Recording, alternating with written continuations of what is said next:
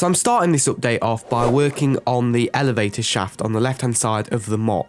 Now this first involved just neatening up some of the rock work at the base, but then also the elevator shaft itself. Now I'm using a very similar technique for what I used on the Time MOC, which I built a while back now, and that involves using train track and train wheels. Now I did start off by using the larger train wheels that are used on most of the motorized LEGO City trains, but although this seemed to work for Utapau here, it just felt slightly too large and not in proportion, so I went down to the smaller train wheels and I think they turned out really well.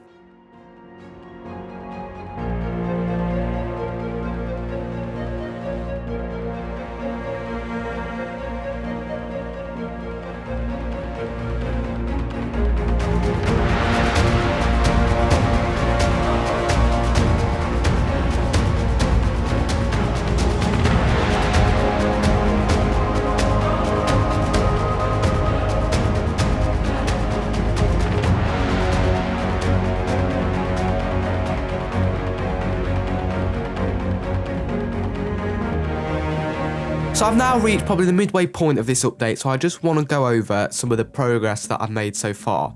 Now, probably the main thing that I've been working on is the elevator shaft, and the main thing left to do with the elevator shaft is going to be the motor, which is going to be housed in another building that goes over this street here.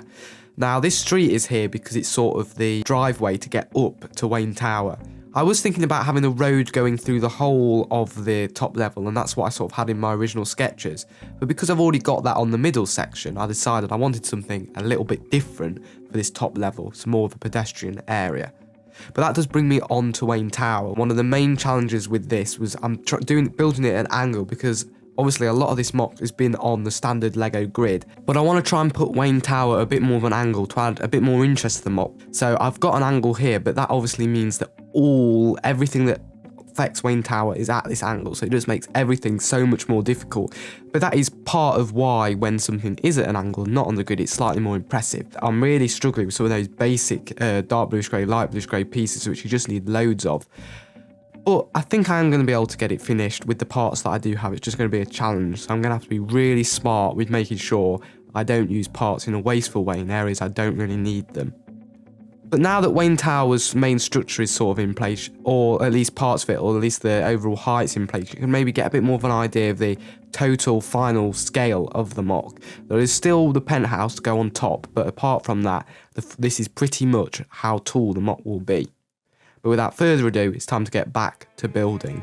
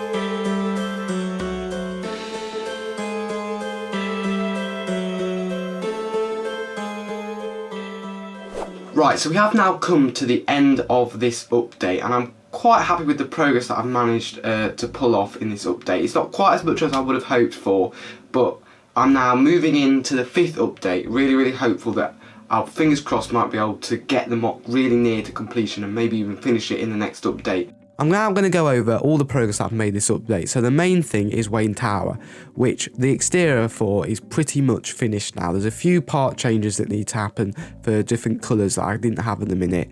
And also, of course, the penthouse to go on top. And now the penthouse is something I'll be working on next update, and it's quite important because it's heavily featured in the film, mainly the interior, but there are some exterior shots that I'm going to use this model for.